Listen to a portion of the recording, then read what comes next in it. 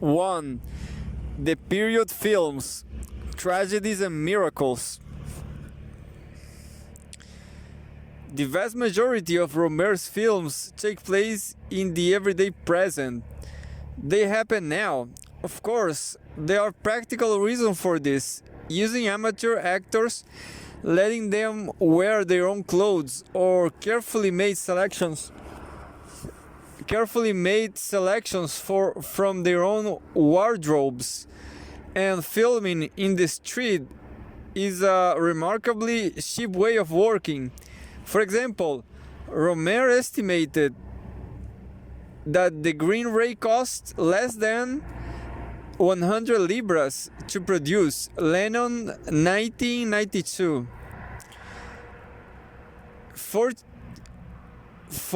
Fortuitously or not, the economic applications of this method were entirely compatible with the new wave concern to work outside of the studio system, and according to the principle of the director as auteur rather than mass producer for a consumer industry. Indeed, Rohmer has implied that it is precisely the liberation of filmmakers from the studio system that is the core of the appeal of French cinema. He has said that in France everyone works in his own way. That's what makes French cinema interesting. There is no common line. There are very distinct individualities. Rohmer in Hammond and Plagiano, 1982. In a conversation about the Aviator's Wife, Rohmer turned cheapness of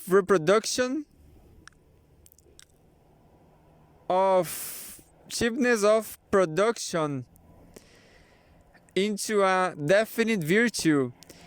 He made a deliberate good out of the possibility of making movies without a large amount of money. That's important given the situation of the industry at this time.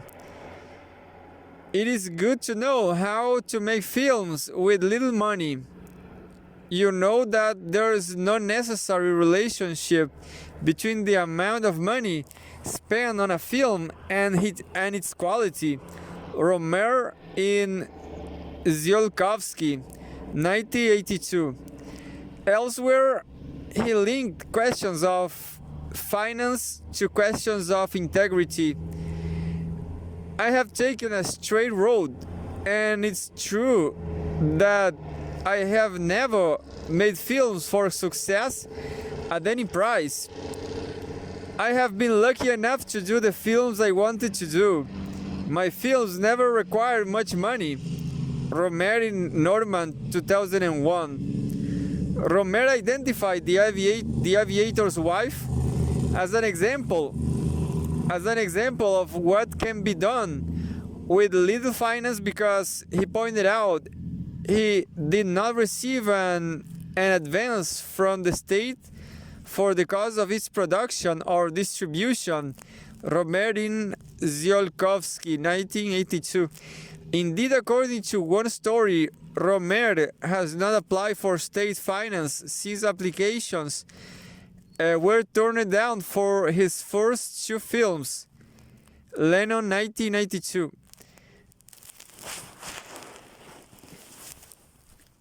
The French state has provided financial support for its national film industry since shortly after the end of the Second World War. And in the 1950s, a system was introduced whereby producers were given state support in relation of the receipts of their previous film. The scheme was soon providing 17% of all investment in cinema production in France.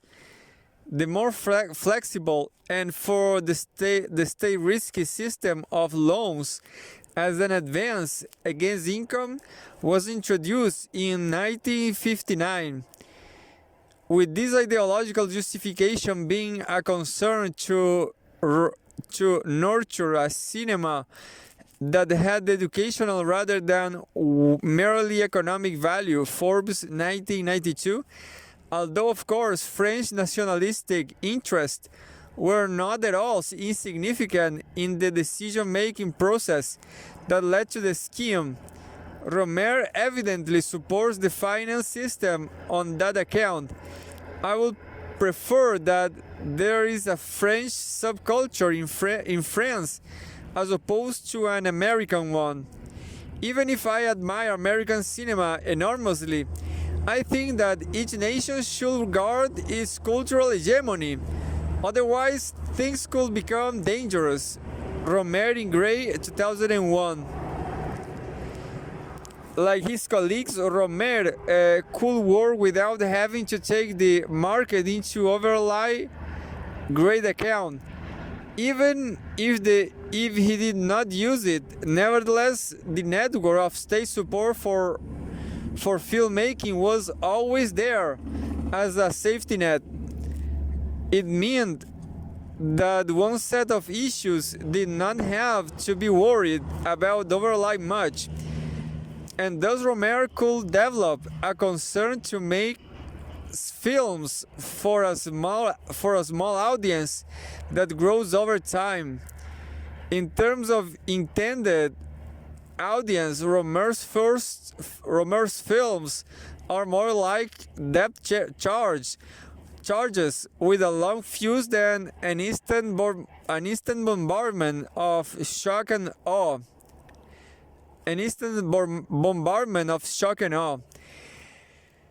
He has said that for personal films, the amateur films which must be recognized on the merit of the story they tell, we need a certain amount of time. Word of mouth must go out. Is the only way. The argument continued in a way that showed that Rohmer's financial focus is not on the quick recovery of the costs of production. It's more advantageous to have 50,000 people in 10 weeks than 50,000 in 2 weeks, with the slim hope of getting 2,000 or 3,000 more in the next 2 weeks. And for a filmmaker, it's totally different. 50,000 people in 2 weeks is a failure, while the same number in 10 weeks is a success. Rohmer in Tsiolkovsky, 1982. Important though, state funding has been for French cinema, and in particular for the nurturance of individual filmmakers who have been able to develop a style without too great a focus on box office receipts. Rohmer has been able to have a measure of freedom because of his close association with one specific production company. Since the 20 Minutes, The Girl and the Monsieur Bakery, the first of the Moral Tales of 1962, Rohmer serial and occasional films have always been produced by the same company, Les Films du Lausanne, which had been set up by Barbet Schroeder in 1961. It was closely involved in helping to finance the new wave, but the connection with Rohmer seems to have been much stronger than it was with other directors, and indeed more personal.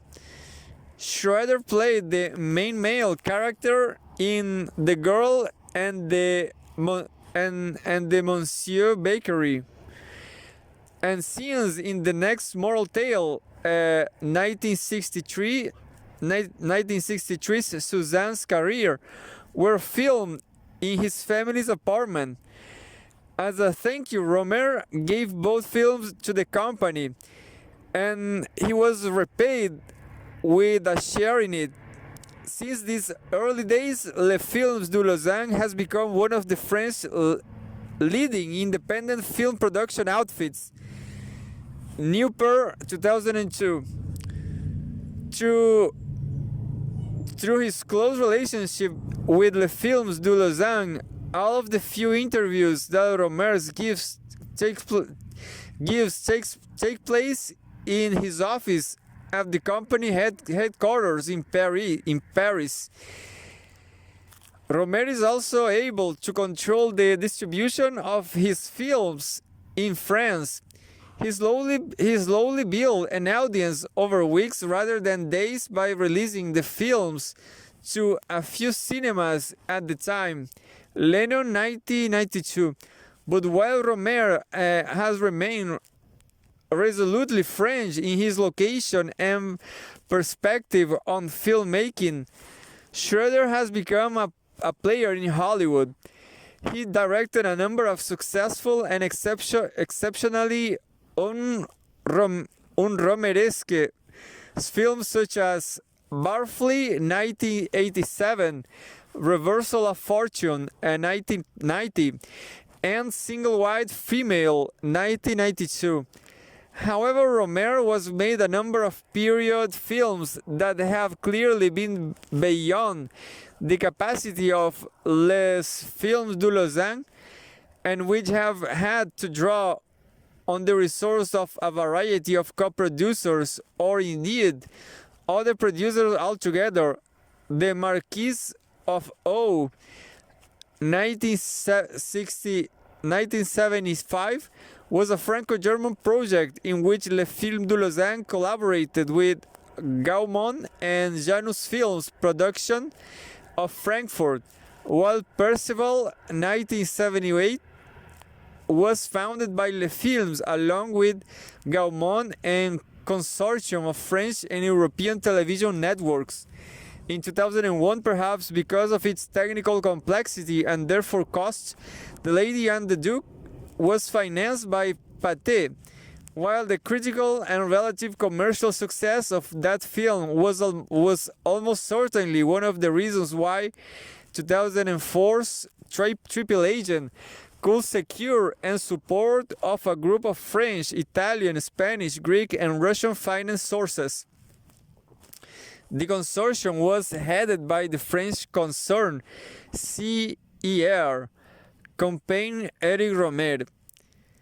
It was when the finance package for The Lady and the Duke was being put together that Rohmer broke with his long-term production colleague Margaret Menegos. McNabb 2001. 2007's Rohmer's of Astre and Celadon secured money from the Council of Europe's Eurimages Fund between its establishment in 1988 and the middle of 2006. This fund had support 1,081 European co-productions and given out some 314 million euros. Liberation 15 May 2006. The differences between the period films and Rohmer's serial and occasional studies set in the empirical everyday are quite remarkable. Whereas the latter films are entirely indebted to a committed realism, in the former static fantasies are given as a much freer rein, although even then there is a measure of restraint. After all, historical periods do not come to the present in a pure form. Thanks to art and literature, the viewers of the present already have a preconception, however erroneous, about how, say, the late 18th century looked and how its people acted. Albeit through the prism of aesthetics, the past possesses a quality of the real, and therefore the case for realism can be recovered even when there is no obvious reference except that which is obviously artificial. In this way, Rohmer's period films are situated within an ontological ambiguity about the past It can be represented in a highly aestheticized manner because it is no longer a real present, and yet that aestheticization is constrained by other static representations of, and more significantly from, that period, since through them it remains a real presence. In this way, Rohmer's representation of the past might be identified as exemplifying the attitude of Walter Benjamin, a critic with whom he otherwise had little or nothing in common. Benjamin said that history is not an empty time, but rather that it is a time filled by the present of the now. His point was that the past is not out there waiting to be found, but that it is always read in terms of the concerns of the present, of the now. Thus, to Robespierre, ancient Rome was a past charged with the time of the now, which he blasted out of the continuum of history. The French Revolution viewed itself as Rome incarnate. It evoked ancient Rome the way fashion evokes costumes of the past. Benjamin 1992. Similarly, the ontological premise that seems to inform Rohmer's period films is that each period has to be blasted out of the continuum of the past from the perspective of the capacities of the present, and that the films made today attempt to evoke the past, with the moment of evocation being explicitly of the present. But given that Rohmer's work has no sympathy with the politics of Benjamin, nor indeed with politics as such, the present can evoke the past only aesthetically. The French Revolution gestured to Rome to lend itself a weight that went beyond the contingencies of the now, and much more modestly obviously. Rohmer's period films draw upon art and literature to lend themselves a validity that ostensibly goes beyond the artificiality of their creation of the past. In short, the period films rely on aesthetics to blast the past out of history, and ironically, to make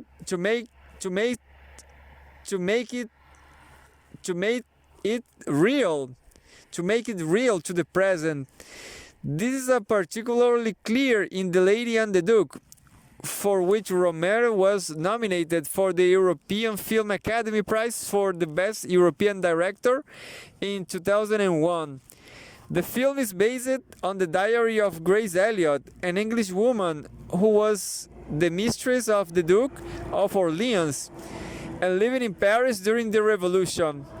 The diary explains the connections between Grace Elliot's personal life and the public events of the Revolution, and thus in filming it, Rohmer was presented with the problem of how to reconstruct revolutionary Paris. I wanted to show a big city with big open spaces like Place Louis XIV, now Place de la Concorde, which was a focal point of the revolution, and parts of the town that Grace Elliot mentions in their memoir, Rohmer in Frenesy 2001. Such a desire obviously creates problems.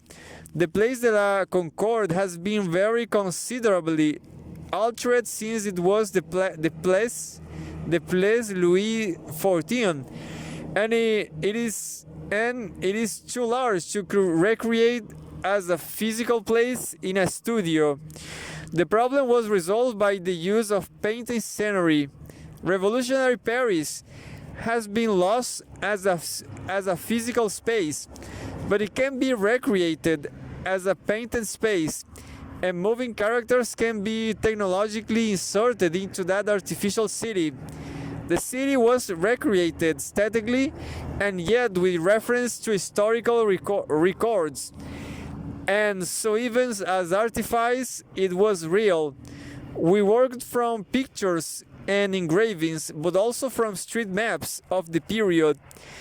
To me, this work was not just a matter of being meticulous, it was about striving for an authenticity that underpins the whole film. As such, aesthetics can be lent to the services of realism, precisely to the extent that the past can only be made real artificially.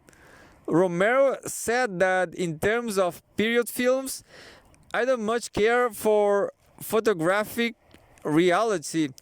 In this film, I depict the revolution as people will have seen it at the time. Rohmer in Firenze, 2001. The situation is rather more complex than Rohmer allows. In The Lady and the Duke, revolutionary Paris is not at all depicted as people will have seen it at the time. After all, for people at the time, Paris was material, not artistic bricks, not paint, and it was lived presence, not a digitally enhanced background. In other words, revolutionary Paris was a now, and it can only be recreated as now through techniques that blast it out of the past. Conventional strategies of going to a place that looks like revolutionary Paris will not work because that has become a cinematic cliche, and so Paris, as it would have been seen at the time, can be seen by present day audiences only if they are forced to engage with it, and something previously unseen. Revolutionary Paris can be to the extent that it is made to be in the present by means of a denial on what contemporary Paris is, and a refusal of the presence that it is possible to know that revolutionary Paris was. Similar paradoxes can be found in Rohmer's other period films, the first of which was The Marquis of O in 1975. The film is based on a short story by Kleist, and the dialogue is in German, making it Rohmer's only non-French language film production, although it is not his only Kleist adaptation. In 1979, he directed another piece by Kleist, Catherine von Heilbronn, for both the stage and French television. The reason for keeping the dialogue of the Marquis of O in German seems to have been Rohmer's characteristic concern with realism. Quite simply, since Kleist wrote in German, and since the film is based on Kleist's story, then the film has to be in German.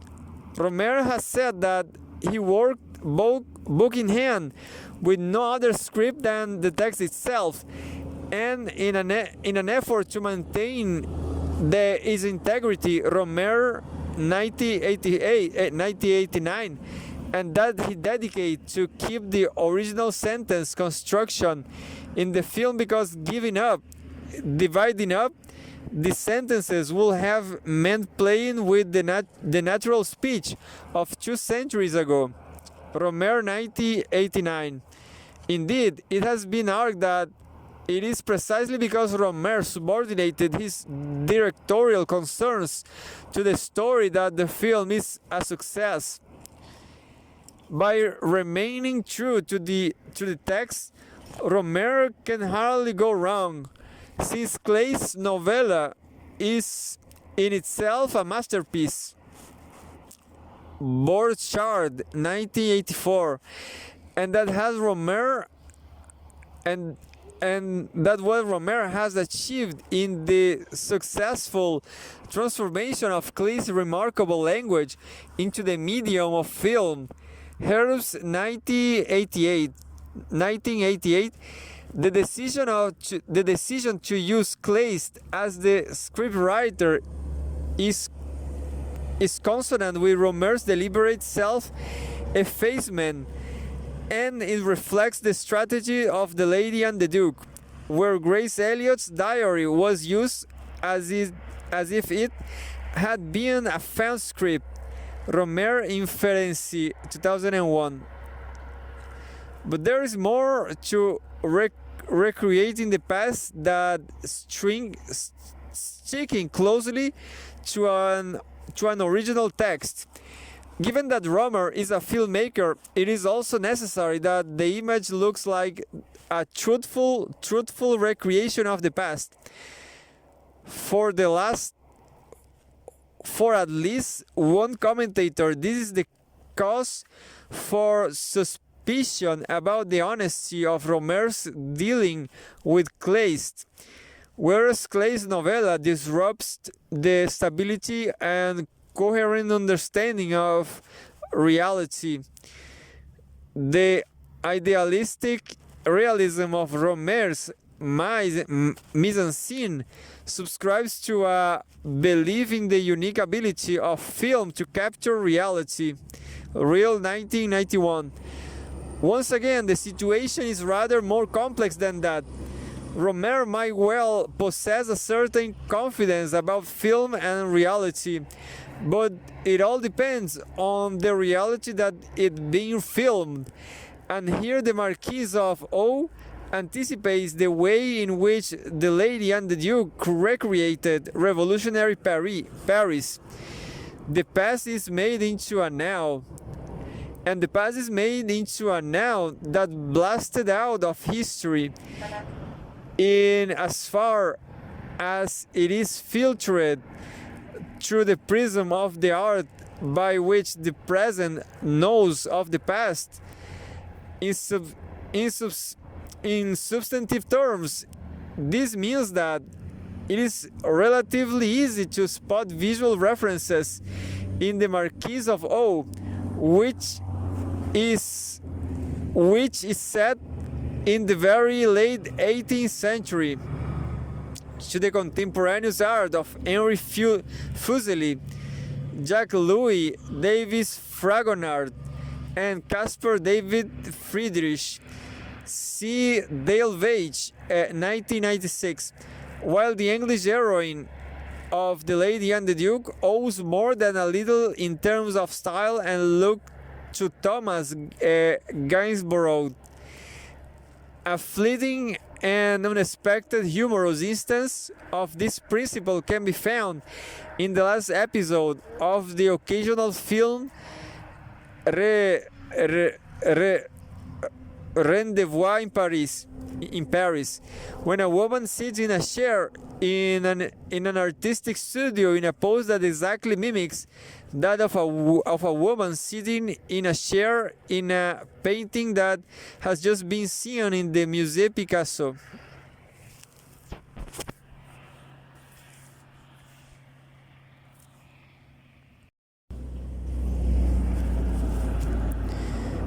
Angela Daly-Vachier has explored the role of art in the Marquis of O.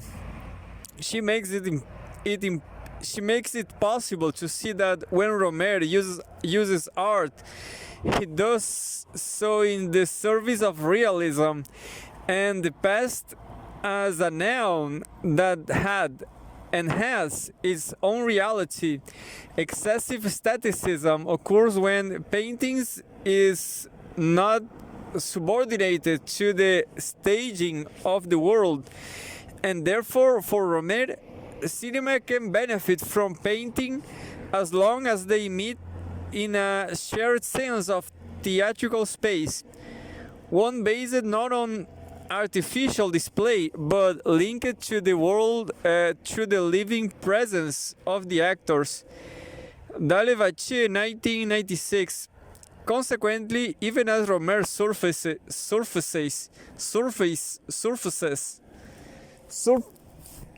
even if Rohmer's surfaces are highly aestheticized, they avoid the trap of aestheticism and therefore mythicization of the past, because they are always conceived as surroundings for characters that move. 1978's Percival confronts the problem of blasting the world of medieval Arthurian legend from out of history. Rohmer itself put Percival alongside the Marquis of O as two films that break down the barrier between cinema and theater by means of a focus on acting. Rohmer in Hamon and Pagliano, 1982. In a very staged and theatrical manner, the film is based on Chrétien de Troyes, 12th century French romance of innocence, knightly valor and virtue. Put another way, whereas the Lady and the Duke and the Marquis of O deal with periods that were historically real, Percival confronts a period that was unreal and mythical even to Chrétien de Troyes himself. This film then has to deal with the problem of how to make a now out of a time that never was. If Crisp is right, Rohmer deals with this problem by deftly sidestepping it, and by putting his realism commitments aside. For one film at least, Crisp says that in this film, the break with realist practice is total. He justifies this comment with the valid point that in Percival, the decors are heavily stylized and gestures follow a formal tradition based on the medieval visual arts. The narrative line is episodic rather than dramatic, and totally lacking in that fluency, continuity, and coherence usually sought after by realists. Crisp, 1988. The entire film was shot in a studio with stylized forests and short wooden turrets for castles, as if to make the artificially even more pronounced. Each episode is introduced and commented upon by a chorus of medieval singers that at least one American critic found to be incomprehensible. Rohmer in Tsiolkovsky, 1982. Crisp quotes Rohmer in a way that implies that he too knew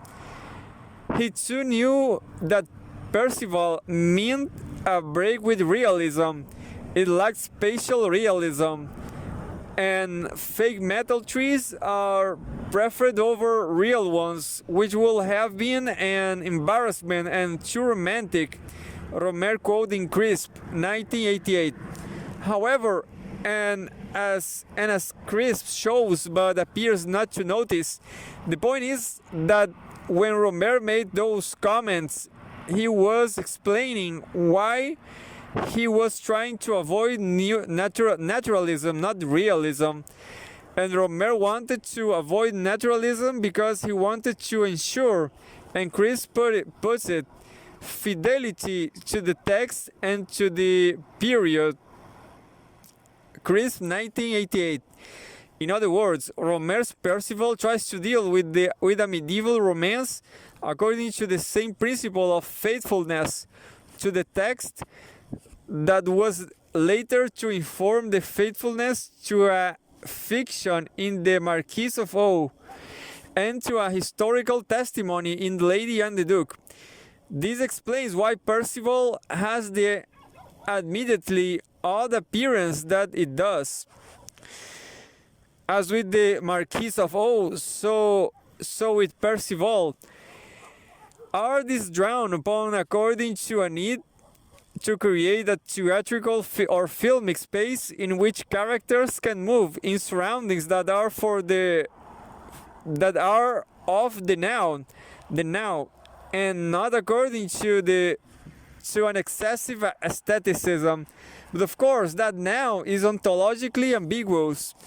There is the now of the time of the romance that has to be blasted from out of history, and there is the now of the film production that sees the past, any past, through the prism of its artistic heritage.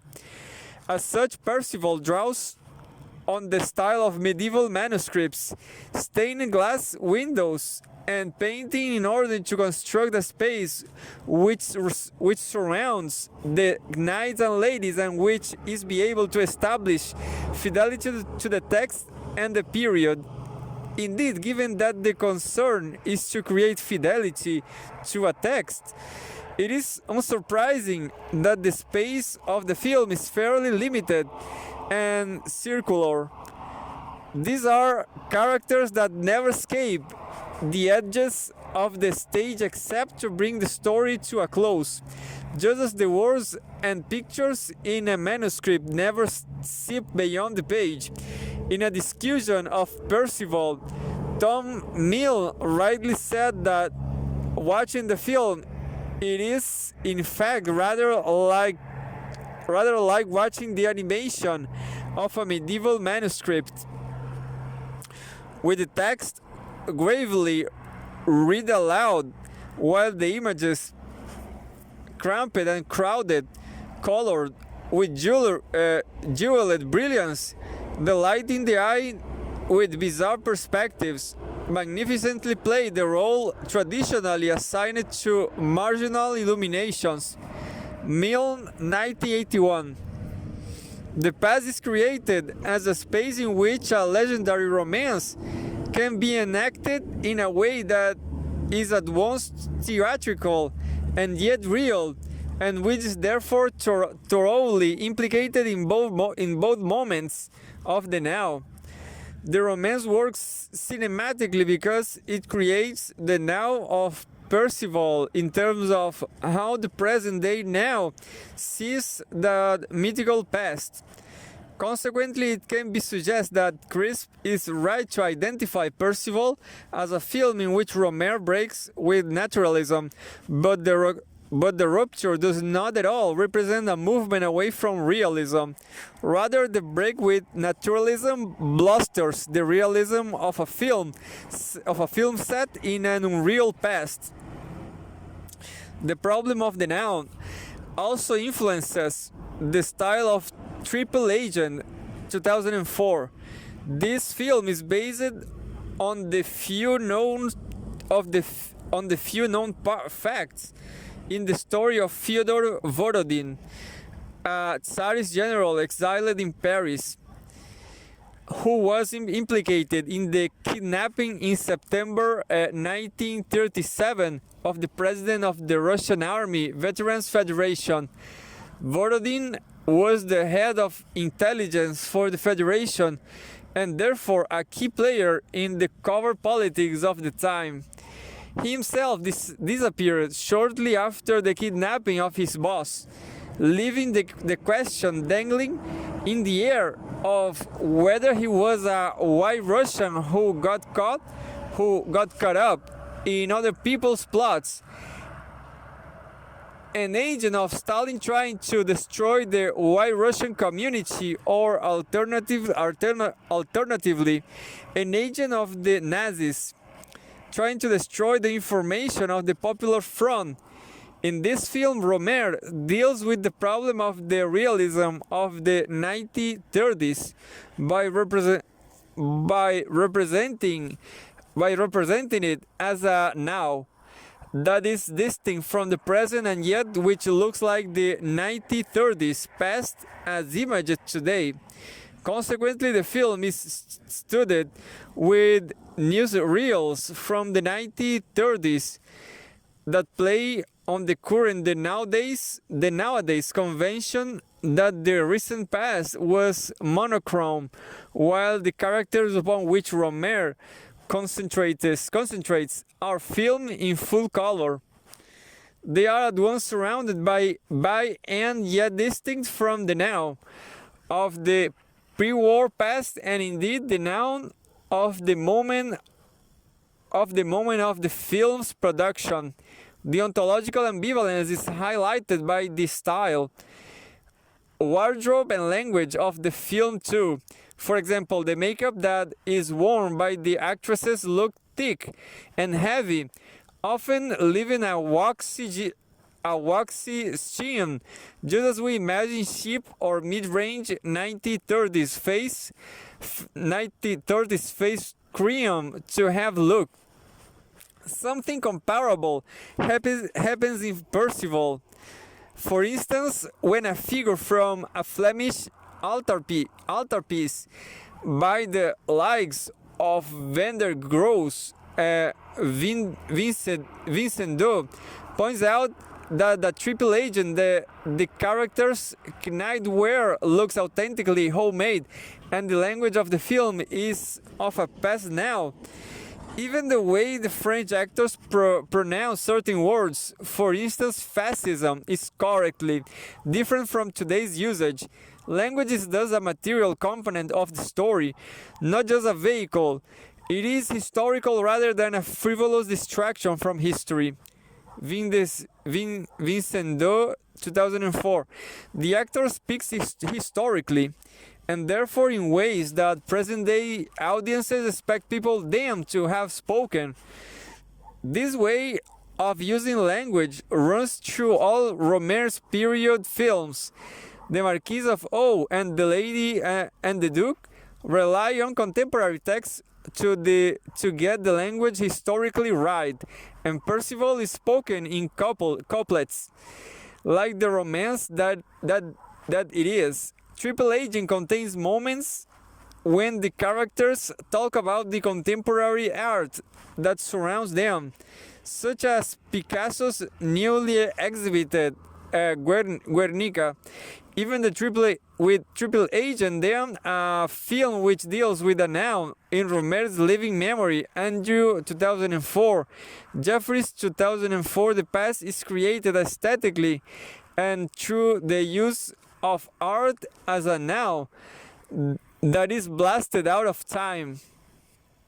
Yet the period films are not just dry exercises in ontology, and neither are they merely static reveries.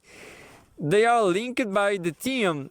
Rohmer himself has speculated that with The Lady and the Duke and Triple Agents, people might say, I've begun another series, the series of tragedies from history, Rohmer, 2004. Arguably, people would be right to say just that, and moreover, they will also be right to expand the series of tragedies from history to include the Marquis of O and Percival. But it all depends on what is meant by the word tragedy.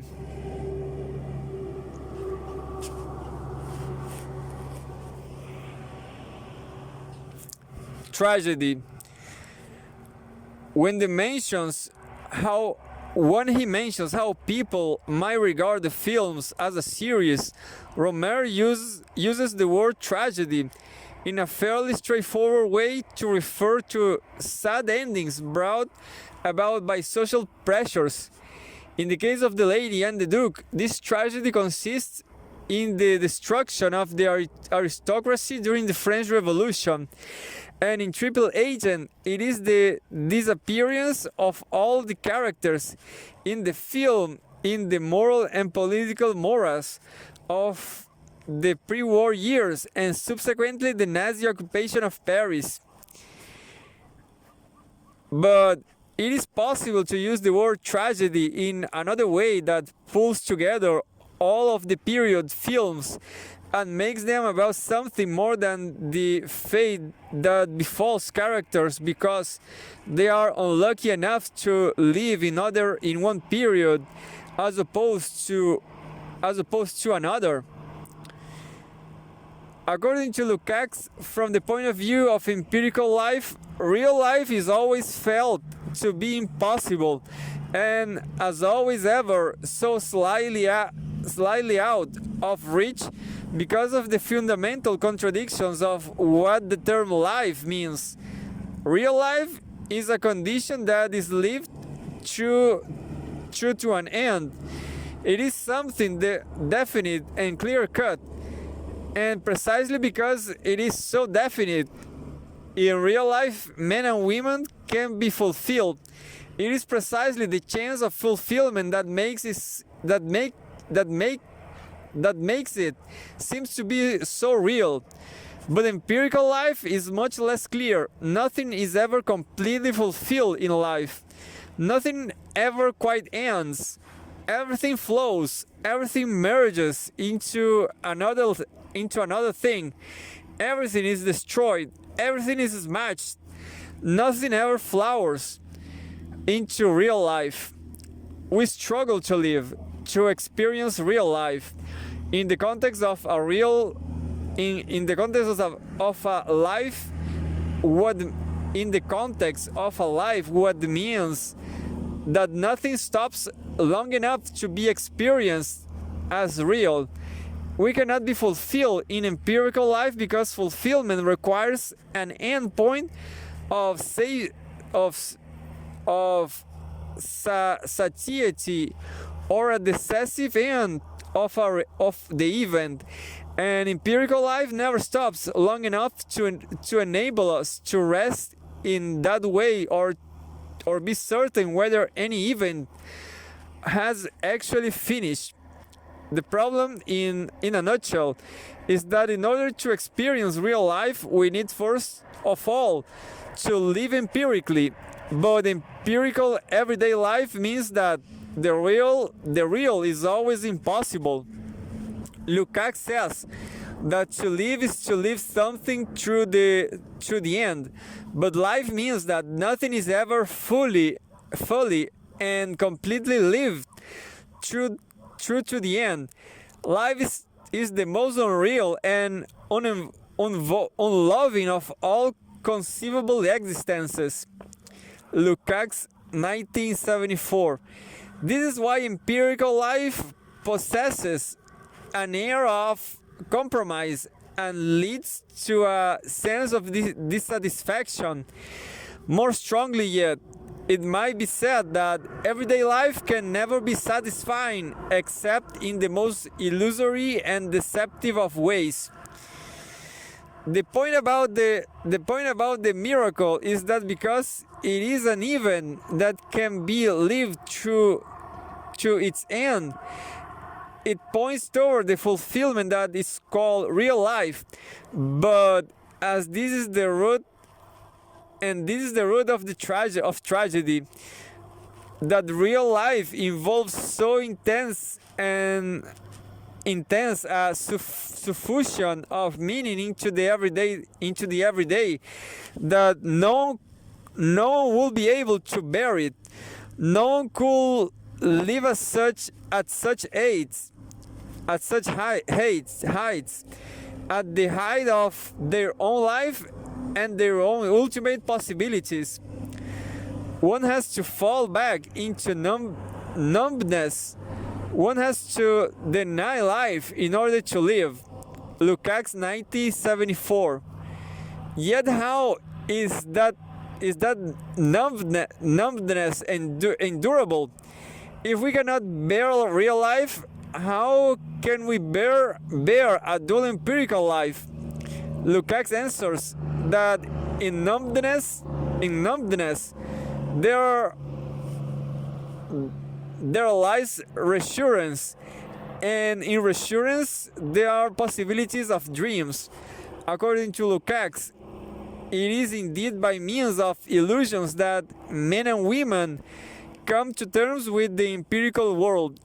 even though it means that real is always out of reach. He says of the denizens of numb empirical life that is, he says of us, that gardens of Eden for idle dreams bloom from them behind every rock face whose sureness they can never conquer. Life for them is logging and hoping, and what fate puts out of their reach is turned cheaply and easily into inner reaches of their soul. Lukács 1974. For these dreamers of the everyday, everything remains possible for the simple reason that they cannot survive having to recognize and confront any moment of the miracle in which everything will be fulfilled.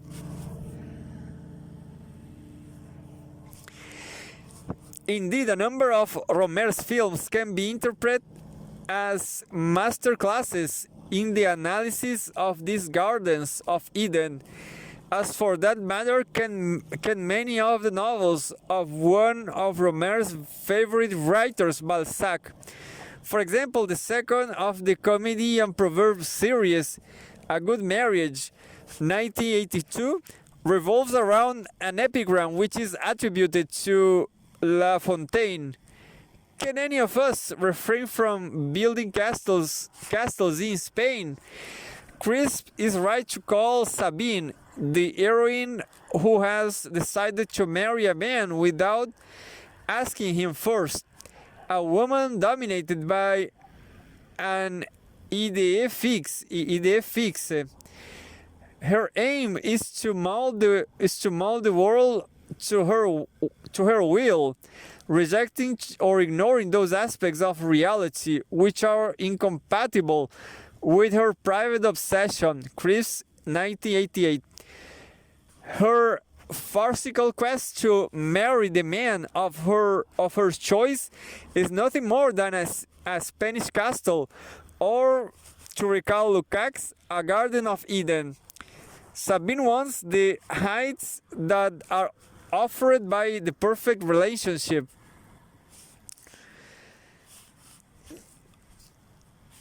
And because she is not prepared to take the chance that such a good marriage might never occur, nor indeed be possible to endure, she lives daydreams, which means that she misses the opportunity of a real life.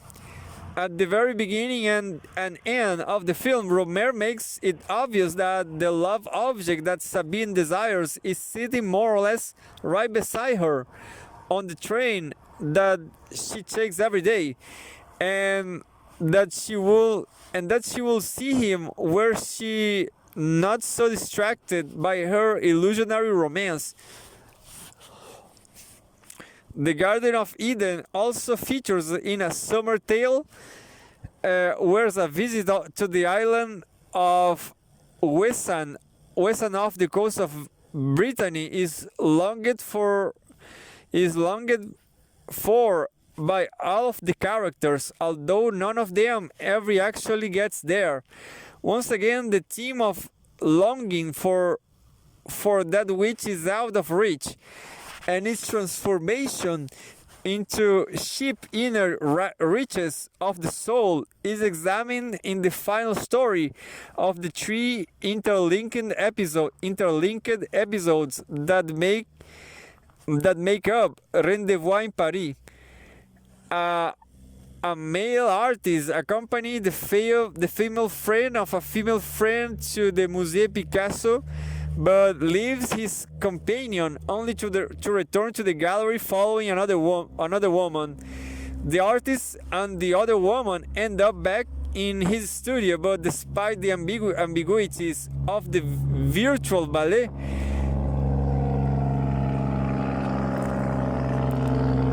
that the characters perform as they move, she lives without him, getting that he obviously wants.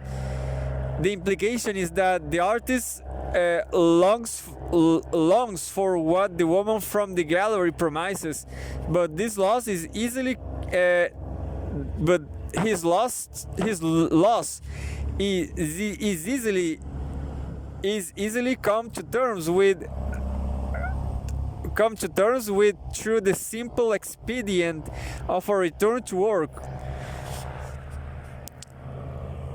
As the artist says out loud in the last line of the film, and as he looks at the newest blob of painting of his rather banal canvas, the day's not a total loss. What the artist will doubtless recall is this moment of the possible, this moment that will never be fulfilled precisely because it has gone, and which has allowed to go, because what is offered was too intense. He will recall in a mood of longing. What he will recall will be a Garden of Eden that will endure because it never became real, and they will be able to recall because, after all, the day was not a total loss. Like Sabine and the characters in a Summer's Tales, the artist replaces a lost fulfillment with an idea fixe. He replaces what could really be with what might have been.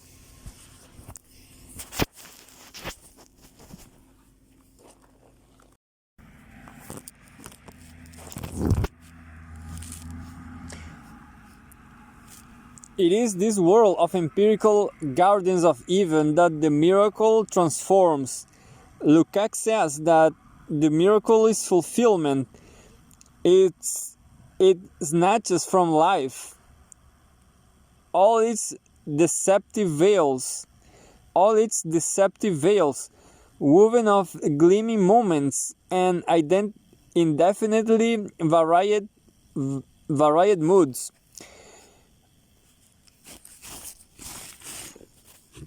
Drawn is hard and ruthless outline.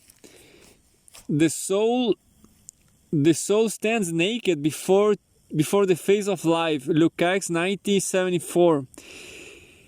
In the moment of the miracle, men and women are revealed for what they truly are. They are shown to be dreamers, deluded, and afraid of the reality that they seek. The miracle tears away the deceptions that are the foundations of the gardens of Eden, and it reveals the secret of the real self to the empirical self. The essence of these great moments, Lukács says, is the pure experience of self. Lukács 1974. In the miracle dam, the self is revealed to the world, and indeed to self without the protection of the softening deceptions and disguises of ordinary empirical life. And what stands in front of the mirror and others is the essential person, imperceptible. The essence of the world be valorous Gnide is an innocence that needs to be reclaimed from the pride of knightly virtue. And in the Marquis of O, essence consists, at least in part, in a struggle between external codes of honor and inner disorder. The Lady and the Duke suggest that the essence of Grace Elliot was a certain ethical as opposed to social aristocracy that ultimately made her stand alone in the face of the tide of the terror. Her aristocratic veneer is stripped away, and what is revealed is a real self that upholds certain values in relation to others and regardless of personal cost, so that the miracle of her escape from the guillotine becomes as inexplicable as the miracle of her involvement in the French Revolution. Perhaps the most enigmatic reflection of the essential person, however, is revealed in Triple Agent, where there is the implication that absolute deception leads simply to the utter disappearance of the self. But in that case, which rather more reflects the present day now than Percival or the Lady and the Duke, can essences actually be revealed? Indeed, could it be that one of the messages of Triple Agent is that the present is post-tragic? Rohmer has suggested that Triple Agent has contemporary relevance. See Andrew 2004. The theme of the revelation of the essential can also be related to the careful use of color in Rohmer's films. At one level, Rohmer is quite clear that color ought to be used in film only if it can help represent reality. In a critical review of John Hudson's movie of Moby Dick, Rohmer commented that the filmmaker does not use color as a material but as fragments of reality itself. Color in cinema is useful only to make the object's reality more precise, more tangible. Rohmer 1989. However, elsewhere Rohmer made it clear that for him color can be used in order not just to represent reality but also to impress its essence upon the audience. He identified Hitchcock's Rear Window as one of the small group of films in which color is occasionally but then unquestionably in charge. And when color is in charge, what it managed to do is reveal that which is otherwise hidden. It is not enough for a blue or a green bolster the film's expression. They bring with them new ideas. Their presence at a specific moment evokes an emotion sui generis. Rohmer 1989. By this argument, then, colors have immanent meanings and are symbolic. The principle of the symbolic use of color to reveal essence can be identified as characteristic of Rohmer's work. Characters tend to wear clothes and live in spaces that are defined by red, yellow, blue, and green. Crisp had noticed that the deployment of this palette is almost certainly not accidental. For example, he points out that apart from one character, at the beginning, no one in La Collectionneuse wears red. Crisp 1988. But perhaps one of the clearest uses of color to reveal an essence unknown even to the character is to be found in Love in the Afternoon. The film tells the story of a man who is tempted by sexual attraction to his friend Chloe, to stray from quiet domesticity with his wife Helene. Crisp observes that in the film there is a marked tendency for Chloe to wear red, for Helene to wear blue-green shades, and for Frederick's sick vacillations to be manifest externally in a constant modification of the colors he wears, blue initially, red later, and he discovers how indispensable Chloe is becoming. Crisp 1988.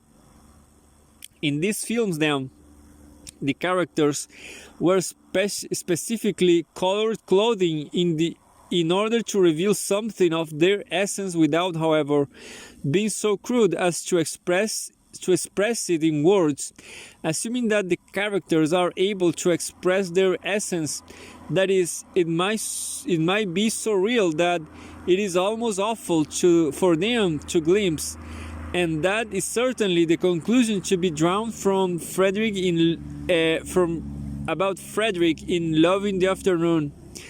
Color is also used very carefully in the period films, and particularly in The Marquis of O. Herbs has argued that every character in that film is associated with a specific range of colors, so that the essence of each is revealed to the audience, as it were subconsciously. The thesis is derived from an application of Max Leucher's color theory, according to which each color has a particular and peculiar emotional resonance, which is not necessarily intuited consciously, but when nevertheless influences perceptions and reactions. For example, it is known that the Marquis's mother invariably wears brown, and according to Leucher's theory, it is a color that signifies roots and familiar security. The mother wears a near white gown when she declares her unconditional acceptance of her daughter's innocence. She cannot wear pure white because that is the color of virginity, and by definition the Marquis's mother is not virginal. Meanwhile, the father refuses to accept that his daughter is innocent of complicity in her pregnancy, and he rages most greatly when wearing black, the color of denial and negation, or a combination of black and green, which Leucher says reveals prejudice and self-righteousness. The examples could be multiplied, but Herbs is undoubtedly right to make the point that in the Marquis of O, consciously or intuitively handled, it is a matter of fact that at every turn of this film, color works on the subconscious of the viewer. Color intensifies the emotions in this highly emotional film that balances on the edge of chaos and disaster. And color lets viewer grasp the psychological state of the principal figures. Their confusion, denials, desperation, coming to terms with their problems, and their final redemption. Herbs, 1988. In the short, the colors reveals the essential. However, there is a more tantalizing way of interpreting the essences that colors reveal and their symbolic value.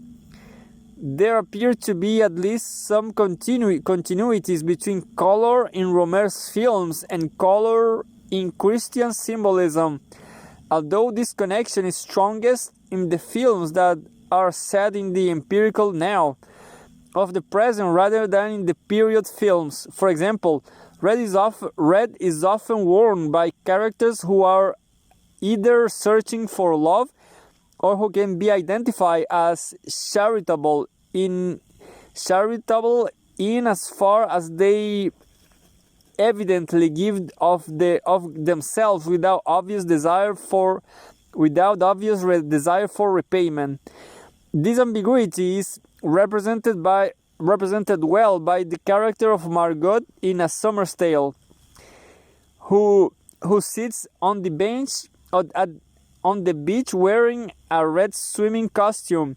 She seems to be on the lookout for some or other, but does not appear to want to take the subsequent relationship beyond flirtatious friendship, although the end of the film implies that this was in fact a relationship that contained a chance of the fulfillment of true love. and against which all subsequent empirical love will be found to be wanting by the characters involved. But perhaps the most interesting and extremely deliberate use of color to suggest essences is to be found in My Girlfriend's Boyfriend, where two couples come together in coordinated green and blue clothing. In Christian symbolism, green is the color of hope and joy, while blue signifies sincerity. The implication seems to be that love as a real relationship with another is the coming together of hope and honesty, and that without the one, the other is empty. Without hope, honesty is sanctimonious, and without honesty, hope is wishful thinking.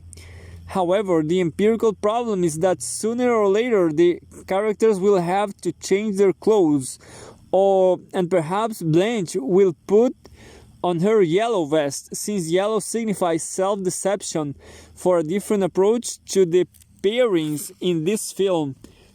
See Ennis, 1993. If it is accepted that Rohmer's work is intrinsically Catholic, then it is likely that the use of color in the films can withstand a much more substantial investigation along these lines. To put the suggestion at its weakest, there does indeed seems to be a distinct possibility that color is being used to reveal decidedly Christian essences. Such an investigation might usefully begin by comparing Rohmer's colors to their significance in Catholic liturgical practice. See Eliot, 1995. It is revelation of the essential that turns the miracle into the principle of tragedy. Lukács contends that men and women survive empirical life, even as it is apprehended as always being a pale reflection of the longed for real life, to the extent that it becomes like a monotonous, reassuring lullaby. Empirical life might not be essential, but it is comforting, and it comforts because men and women hate and fear the unambiguous, yet the sleepiness of empirical life, never too real but never too troubling, always able to be turned into the source of cheap riches. It is shattered by the miracle. The miracle is what determines and is determined. It bursts incalculably into life, accidentally and out of context, and ruthlessly turns life into a clear and unambiguous equation, which it then revolves. Lukács, 1974. In short, the miracle becomes a principle of tragedy because it reveals the unambiguous essences that men and women fear. Tragedy is the inexplicability of living in the revelation of self and others, of the real self and the real life that cannot be endured. Lukács says that in tragedy the soul, having become self, measures its whole previous existence with a stranger's eye. It finds that previous existence incomprehensible, as inessential and lifeless. It can only dream that once it was different. For this new way of being is being. Lukács, 1974. Percival the Knight looks back askance at the naive Percival, the boy who left the farm and believed that a knight was God, and Grace Elliot is cut off from the demolished world of refined courtesy when she is thrown into a now in which aristocracy is being annihilated, and where servants have accepted a different pay. But for both of them, this world in which the self has been stripped back to its essence, the soul is real. And it is tragic precisely because the revelation without the chance of deception of the real self destroyed the empirical self. The hero of tragedy, the tragic hero, loses his selfhood at the moment of its truest exaltation. Lukács 1974. This is the drama of Rohmer's period films, and it is in this sense that they can all be classified as tragedies.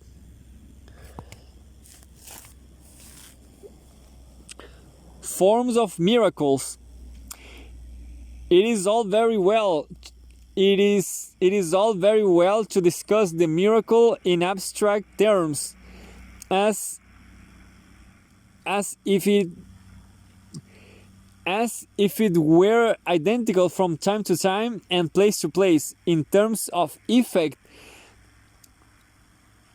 that is indeed the case. Following Lukács, it can be argued that it is possible to talk about a group of phenomena under the heading of the miracle, because of the extent to which this unexpected event, and therefore this causally inexplicable event, or at least this event that cannot be explained by the phenomenon of the miracle itself, reveals essences, as it holds empirical life to account through a suffusion of the fulfillment that is real life.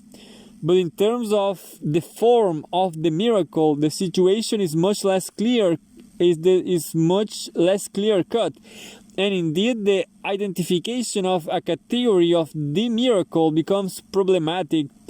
It falsely implies a unity about the unexpected, so that even though it might not be recognized or embraced by men and women, at least they are aware of what it is that they are refusing to accept. Rohmer's films point quite firmly to the conclusion that the miracle ought not to be thought of in that way, just as the moment of the eruption of the miracle is unexpected. So too is the form that it can take. The miracle might be a fellow commuter on the train. It might be a holiday romance that has long-term consequences. But equally, the miracle can consist in the forces of the now, in which the characters are situated and in which they move.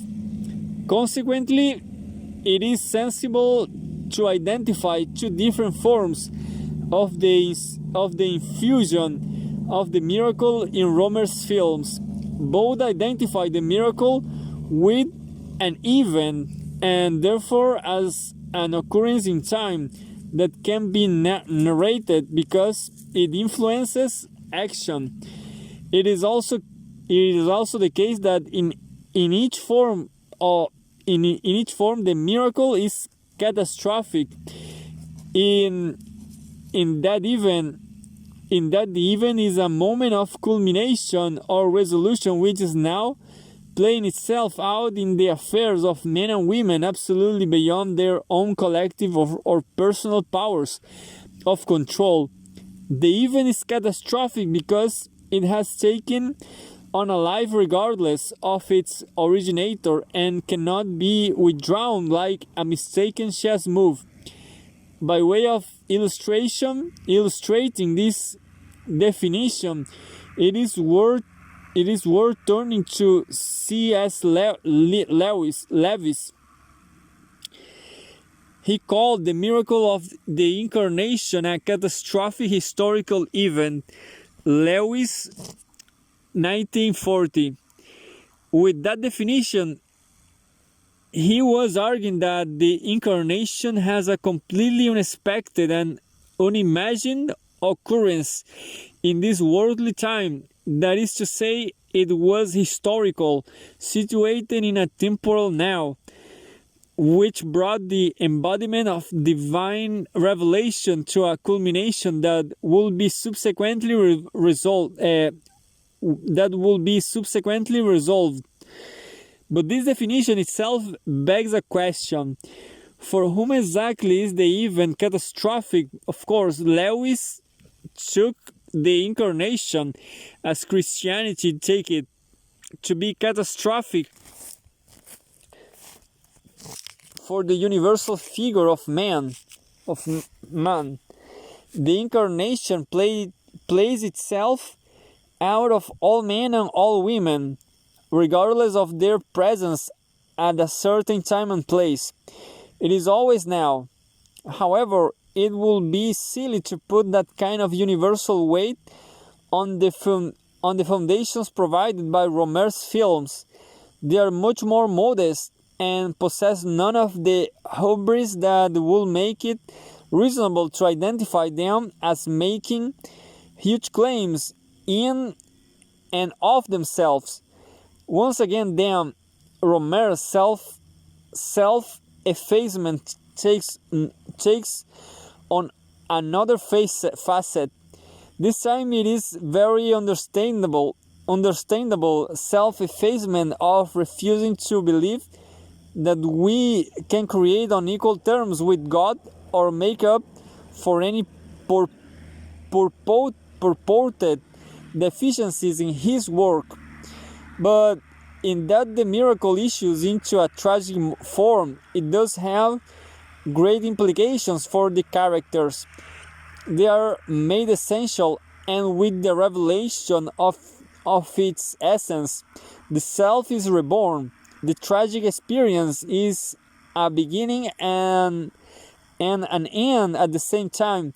Everyone at such a moment is newly born, yet has been dead for a long time, and everyone's life stands before the last judgment. Luke 90:74. The position that can be taken from the period films and tragedies is that different forms of the miracle are catastrophic for different subjects. In this way, it is possible to identify two different subjects of the catastrophe, and on that basis, it is also possible to identify the two different forms of the infusion of the miracle. There is firstly the catastrophic political event, and secondly the catastrophic personal event. The Lady and the Duke illustrates the first form of miracle, and the Marquis of O illustrates the second. Each film is about the revelation of the essential, and therefore each film is a study in rebirth and last judgment. The French Revolution is the catastrophic political event in terms of which the tragedy of the Lady and the Duke is played out. In this film, the revolution is present as a process of self-consuming violence in which the stability and refinement of the aristocracy is overturned. It is noticeable that the revolutionaries are invariably present as grubby and ugly idiots who are only kept in check by the remands of the military officers' class, which is itself just managing to remain above the abyss by its fingertips. It is not too surprising that Rohmer's film was identified as an almost reactionary attack to the revolution, albeit a little hyperbolically. Stuart Jeffries gets to the heart of the debate that surrounded the film when he says that French critics hated it so much they suggest they ought to be guillotined.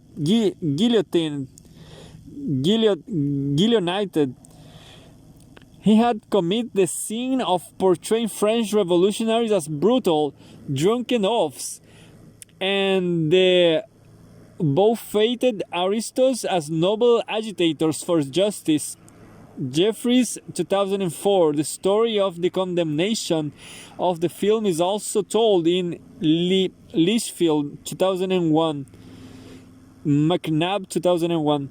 But it is also quite likely that such criticisms read political positions into Rohmer's work that are actually absent from it. On the one hand, it has to be remembered that The Lady and the Duke is based on a diary to which Rohmer sought to be faithful, and therefore the political positions that can be taken from the film might be identified as less his and more Grace Elliott's.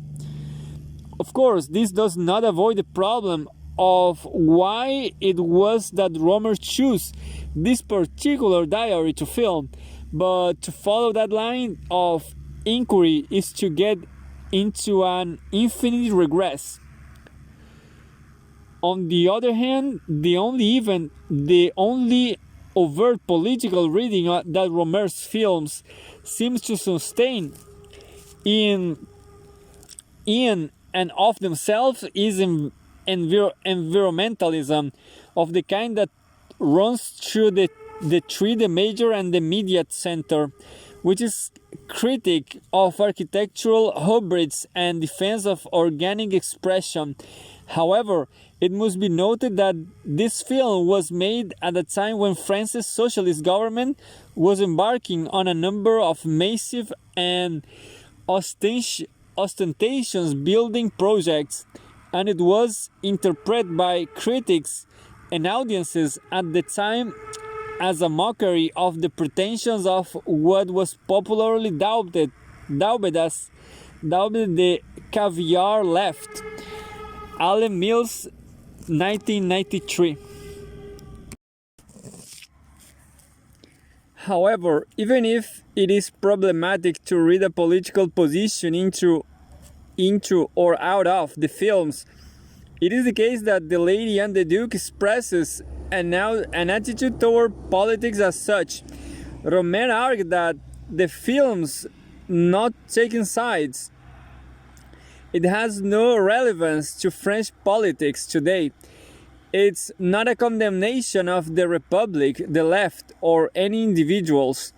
It's against totalitarianism, fanaticism, intolerance. Rohmer in Andrew, 2002.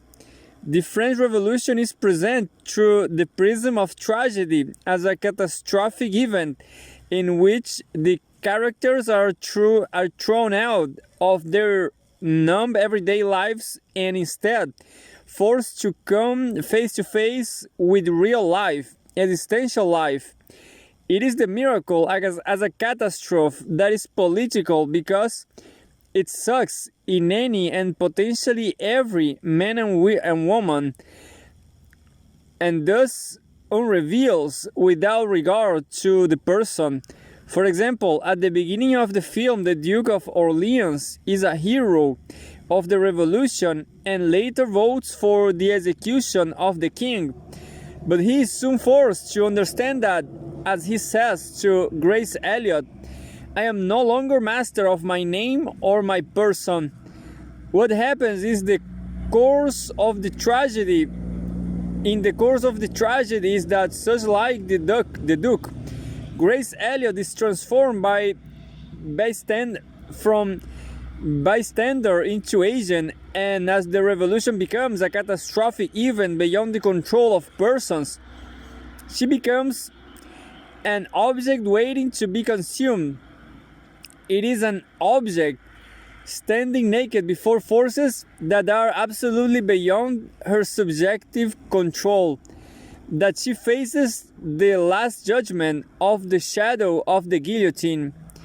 Obviously, the existence of her diary of the revolution shows that Grace escapes death thanks to the accident of the timely fall of Robespierre, although the Duke does not.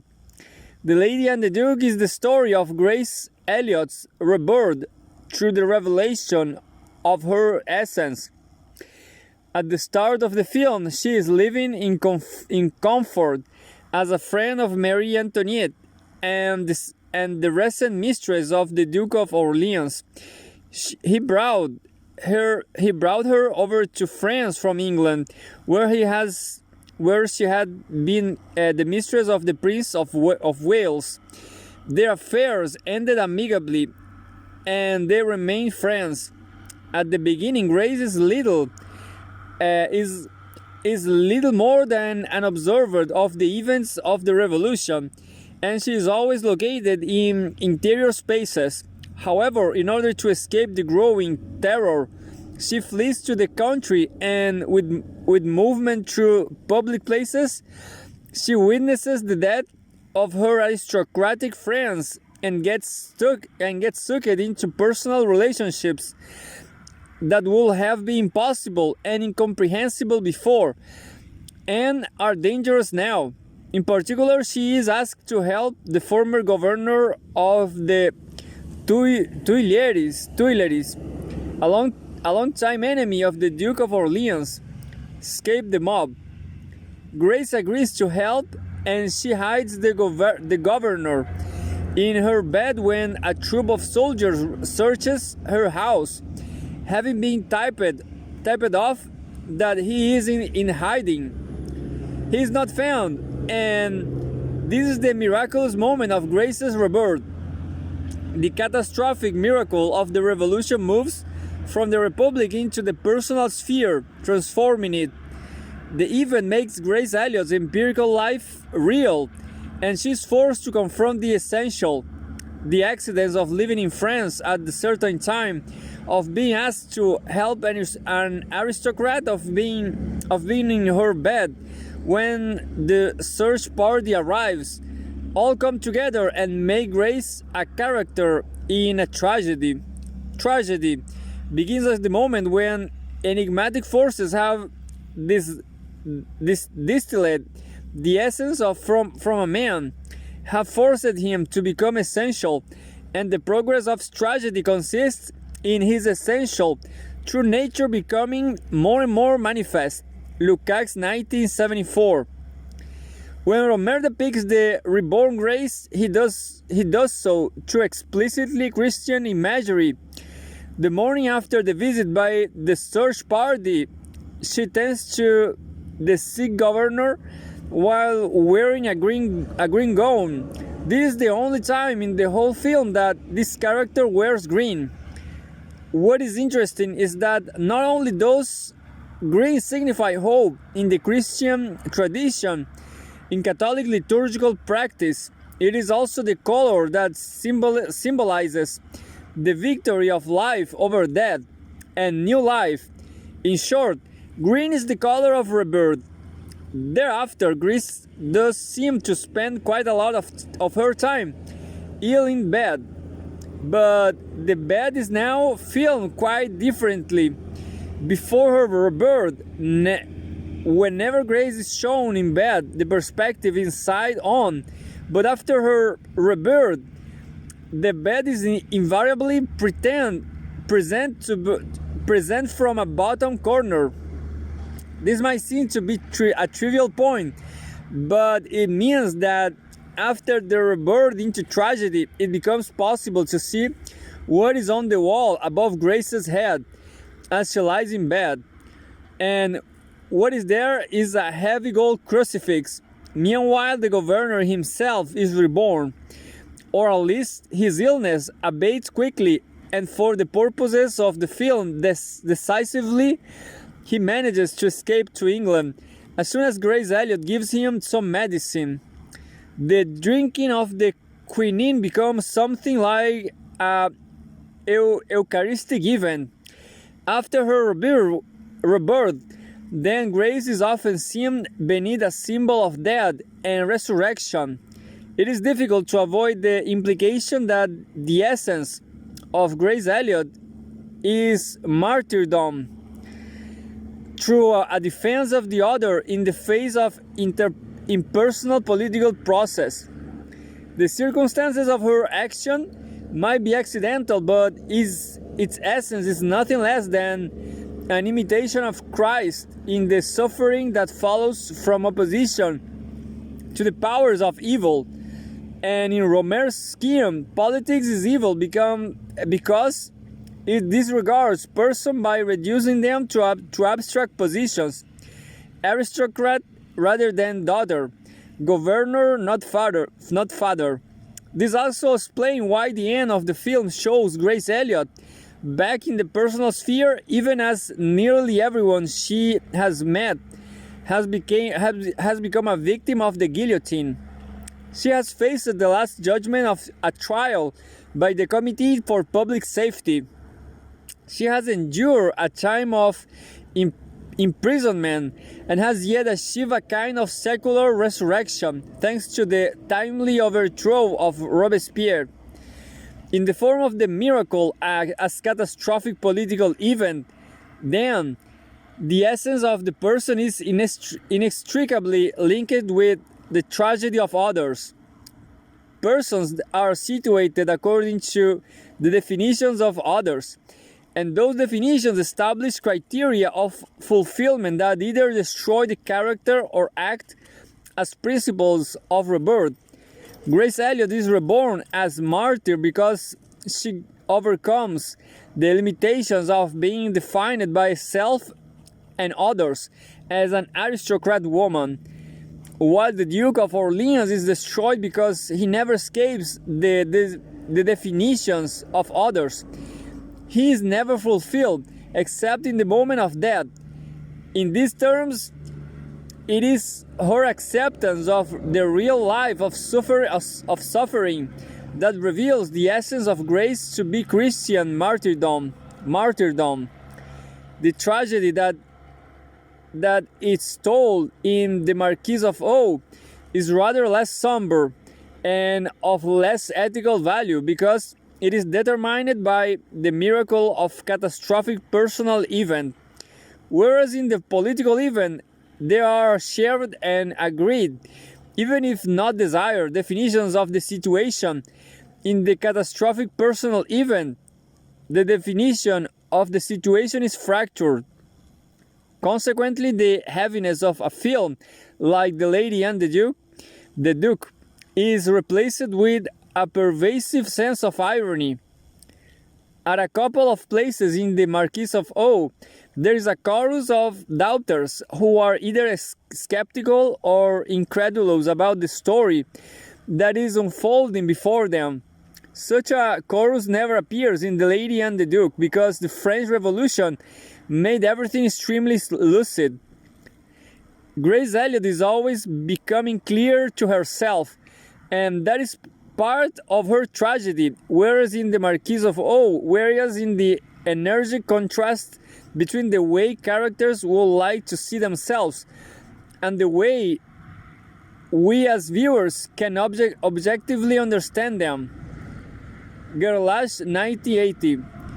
To some extent, it is very hard not to conclude that the Marquis of O is a comedy and a fancy dress installment in the Comedies and Proverbs series that Rohmer started to make a few years later. The film shows that the miracle as catastrophic personal event is also the miracle as fractured meaning. The point is that the personal event is catastrophic for different characters in different ways, and there is no common definition of the situation that might enable them to come together. The rebirth is of personal significance alone and beyond the confines of the tragic story, means little else. The Marquis of O is populated with characters who do not understand their motives. They are offering supernatural explanations of what are painfully natural facts. Gerlach 1980. Not to put too fine a point on the matter, Grace Elliott is a character of tragic martyrdom, and the Marquis of O is just a fool. The problem is that, like the other characters in the film, the Marquis of O is never a free agent. For all of the characters' possibilities are circumscribed, and the miracle is always open to misrecognition. and misinterpretation, because the film explores the consequences of an action that has already become implicated in empirical life. Each character has to deal with the accidental and unexpected eruption of the real according to the dictates of an empirical world from which they have not managed to escape. It is on this basis that the definitions of the situation are fractured, and the implication seems to be that the miracle only leads to complete clarity when it is common and all-consuming, as in the case of the French Revolution. Without that clarity, the catastrophic personal event can also lead to the delusion and therefore a pervading sense of irony. In the Marquis of O, Rohmer observes characters who are too wrapped up in their own empirical life to see what is really going on. It is a film about dealing with the miracle as personal fact. Sullivan, 1977. That fact is the pregnancy of the Marquise. The film draws from Clay's story and is set in the post-revolutionary wars of late 18th century Europe. Russians who eventually break in besiege the town of O. The Marquise, the widowed daughter of the general in charge of the defense of the citadel, seeks to escape but is captured by a group of rough soldiers who attempt to rape her. She is rescued by the arrival of a Russian count who appears in a white uniform shadowed by clouds of gun smoke refracting the fires of the battle. He jumps down to rescue the Marquise, with his white cape billowing behind him. Chris rightly says that the count first appears to the Marquise as a savior, an angel of light descending from heaven to rescue her from the brutal fleshy lust of her assailants. Chris, 1988. He takes the Marquise to a place of safety where she will be watched over by a servant, gives her a sleeping draught, and the scene shifts to a few months later. Now the Marquise is pregnant and claiming that she does not know how. Her pregnancy inevitably evokes the Immaculate Conception and virgin birth. Chris, 1988. The Marquise puts an advertisement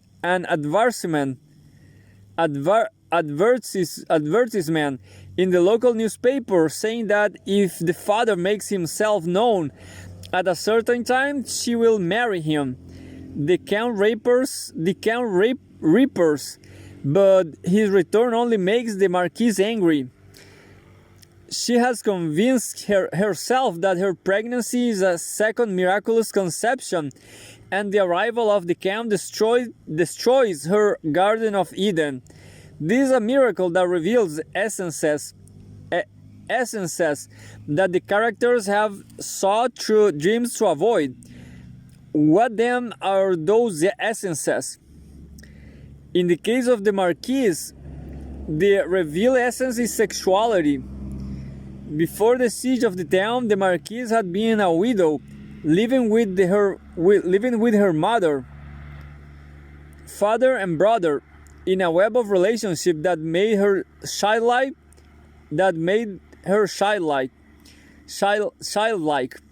Chris identifies an air of incest about the relationship between the Marquise and her father. Chris, 1988. But it can also be interpreted as paternalism and infantilization. The Marquise's empirical world is one that denies her essential sexual capacity, which is obvious because although a widow she is also a mother. Yet this is precisely that the pregnancy does reveal, and so the Marquise is reborn from out of the wreckage of the destruction of her empirical life. Her father throws the Marquise out of the family home, and she isolates herself in a country mansion. and the surroundings nature is always shown to be abundant and full and fruitful. The symbolism of fertility is too obvious to ignore. The catastrophic personal event becomes miraculous and reveals to the Marquise an essence that involves her rebirth out of relationship with parents and into the relationships of being a mother. The Count's essence is somewhat more complex. When he reappears, it is a shock to the Marquis because he had been thought dead. In other words, from the point of view of the other characters, the Russian Count has been reborn in an almost material sense. But from the point of view of the Count himself, the rebirth is more moral. It is obvious that he raped the Marquise when she was drugged asleep, and therefore what the miracle of the event was revealed to him is his essence as a creature of uncontrolled animality that is only just kept caged by the restraints of duty with which he presents himself, and which enable him to look in the mirror and see reflected a man of honor. The rape is only a rebirth of the Count because it is a revelation of an essence that is otherwise kept hidden away. When he reappears and relentlessly wears down the Marquise until she agrees to marry him, he is reborn as a character who is responsible for the consequences of his actions. He is reborn less a savior and more as a sinner who must make reparations to those against whom he has sinned. In these ways, the two main characters of the Marquis of O can be identified as tragic, although they are also rather comic. They are confronted with the unambiguous fact of the pregnancy, and the film shows how that confrontation is mediated through self-deceptions until ultimately essences are revealed without mistake and without escape. Their life is made up of words and gestures, but every word they speak and every gesture they make is more than gesture of word. All the manifestations of their life are mere ciphers from their ultimate relationships. Their life merely a pale allegory of their own Platonic ideas. Lukács 1974. The problem is that this catastrophic personal event cannot reconcile the Platonic ideas of the characters, and so even as they are reconciled at the end, they only really come together on the basis of delusion.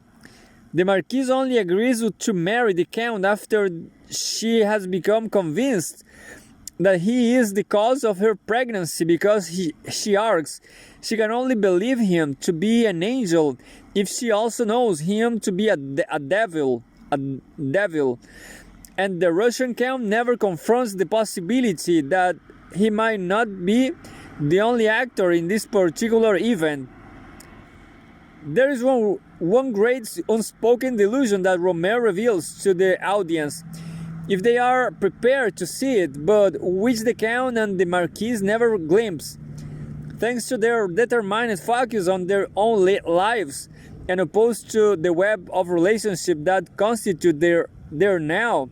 This is the delusion of the Count that he must be the father, and the delusion of the Marquise that only such a romantic figure can possibly have been her rapist. Indeed, the extant commentary on the Marquis of O agrees that the Count must be the father, but Rohmer actually undermines that confidence. He shows that the Count might well sincerely believe himself to be the cause of the pregnancy, but he is not at all the only rapist. The Marquis has been attacked twice, once by the Count and once by the servant Leopardo. This unseen and unnoticed underlying might actually be the father, And the final irony of the film is that the audience appreciates this possibility, but none of the characters except Leopardo himself ever allow themselves to glimpse it. After all, Leonardo is only a servant, and so the Count and Marquis simply do not take him into account. He's not a person as far as they are concerned. The evidence that Leopardo is the father, or at least the first rapist, is compelling. First, Leopardo is left alone with the Marquise when the Count leaves immediately after giving her the sleeping draught, and presumably he is present before the Count returns to carry out his rape. Second, Leopardo is driving the Marquise and her mother in a carriage. He returns around angrily when they say that it would be humorous were someone like him to be the father, although they remain ignorant that he is glaring at them. Rohmer makes sure that the audience can notice. Third, and as no commentator seems to have spotted, at the exact time when the Marquis has asked for the father to make himself known, only Leopardo is present before her. The Count comes a few minutes later. This is perhaps the final irony of the catastrophic personal event, as the principle of the revelation of the essences. Dreams can too quickly get in the way if the tragic truth is too uncomfortable, and if real life will be unendurable.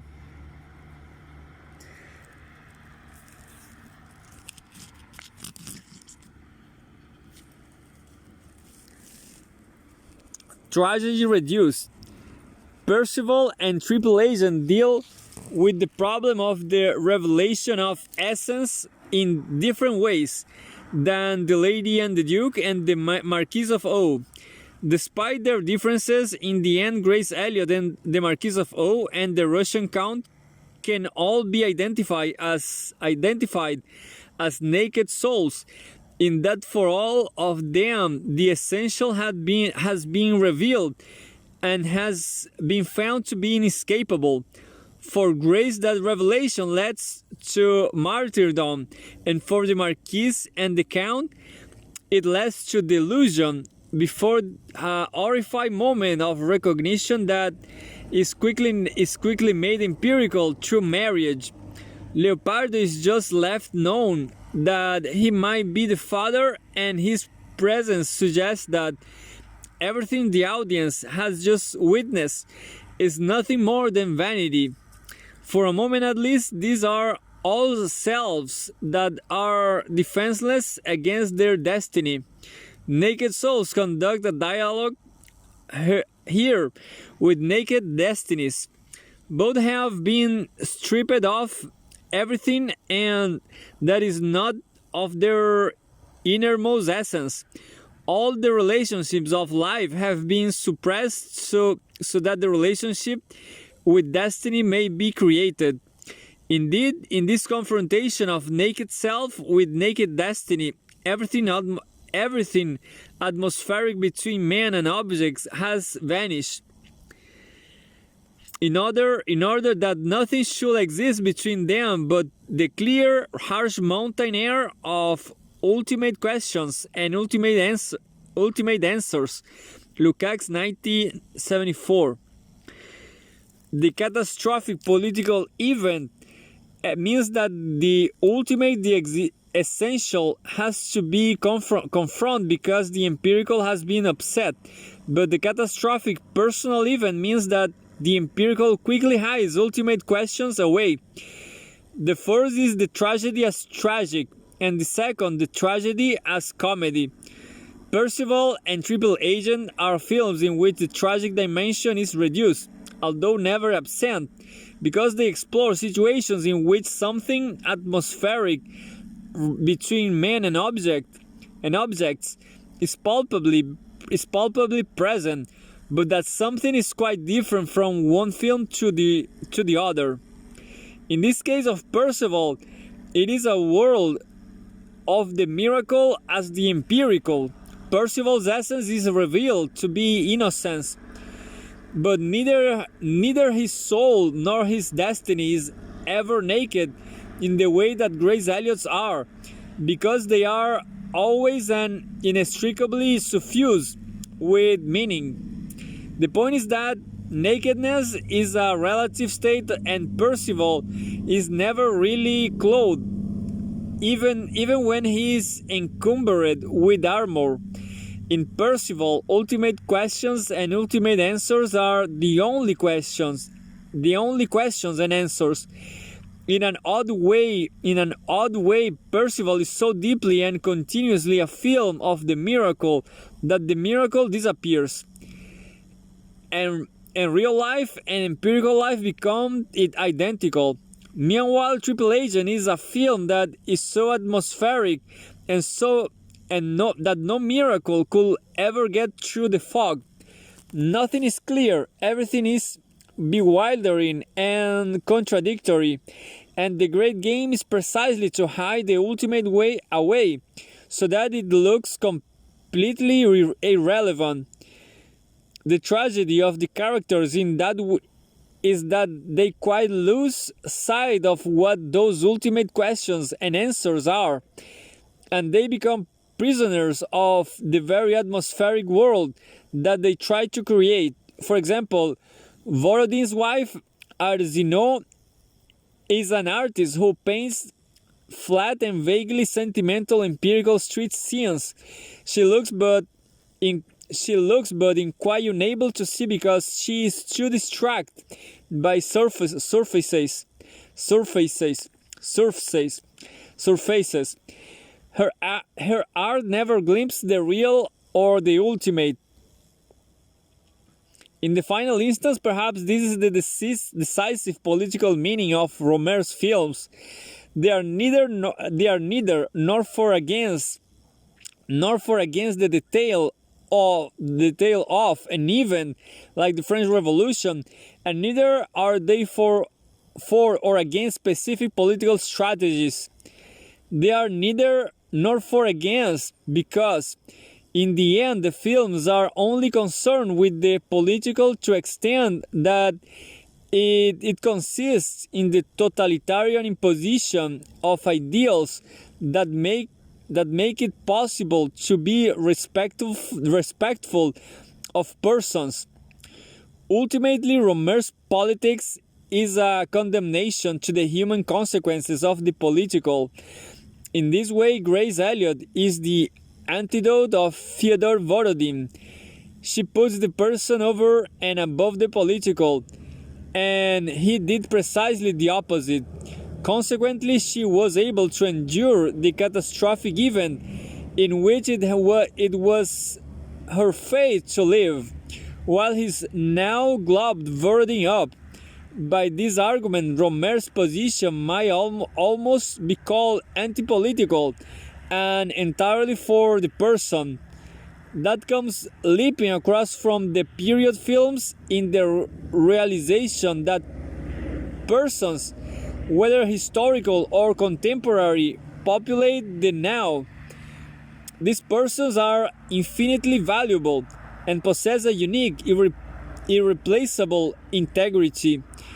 They take the cinematic form of the characters who move and speak, and thereby ensure that the films always remain tragedies about humans and their destinies and never lapse into static follies. Indeed, the characters are persons like us, and not just characters in the book or painting. And just like us, they are treated unjustly if they are reduced to categories. It is perhaps the ability to make historical and even fictional characters seems to be compelling as persons that the real art of Rohmer's period film is to be found. Through the artistry and integrity of the films, it becomes clear that these persons are only misrecognized and destroyed if they are identified as nothing more than the bearers of abstractions or cardboard cutouts of social status, like Leopardo, who is perhaps the real tragic hero of the Marquis of O. And given that these other persons are independent of the self and yet essential parts of the now in which that self is situated, they must be treated with respect, responsibility, and accord as a fundamental human dignity. Without them, the self will not be able to stand naked before itself, since without others, a sense of self is impossible.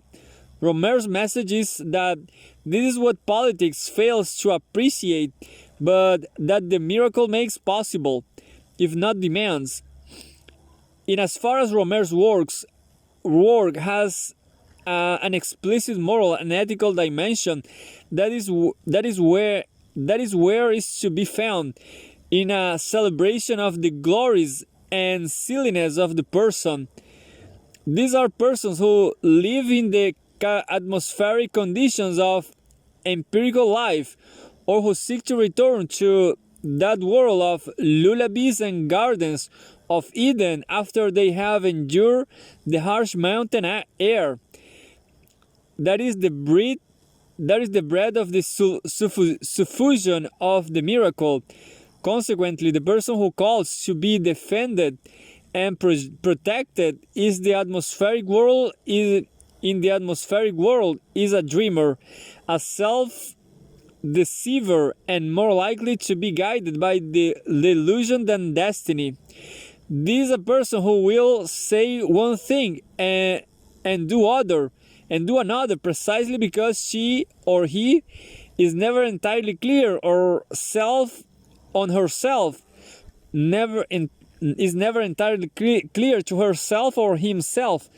The essential self has never been revealed and has never had to be survived.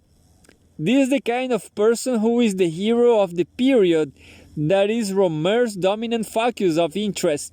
The period of the contemporary now, of the present. The period is today. It is a period in which the relationships between persons and objects have made thickly atmospheric thanks to commerce and fashion, and in which empirical life is seen accordingly as the only kind of life that is available.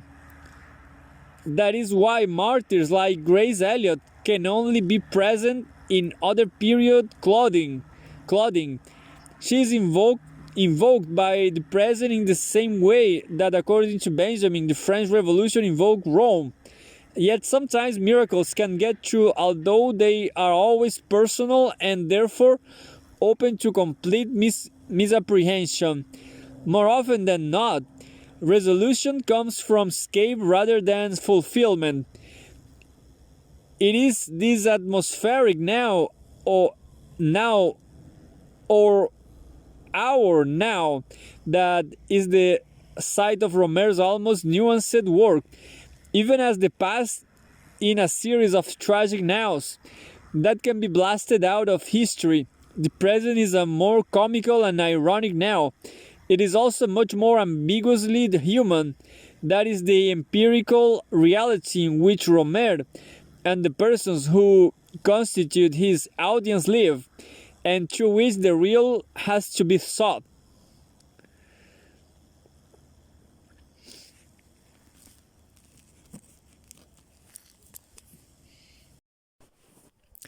Conclusion.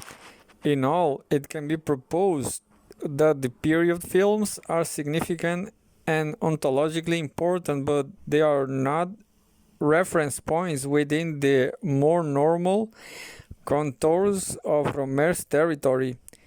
They are, in fact, more like historical romances that add one more layer of illusion to empirical life. In many of the heroines of Rohmer's films can be approached as variations of the theme of Emma Bovary, and that is most certainly one way of reading the Comedies and Proverbs series. Then the period films are his equivalent of the books that Emma read and which led to her distraction. The period films enable empirical men and women to believe that they might breathe the harsh mountain air of ultimate questions, while never forgetting to ponder the very important matter of what color dress they ought to wear tomorrow. And to be honest, that is a much more pressing question for Rohmer's slowly accumulated audience.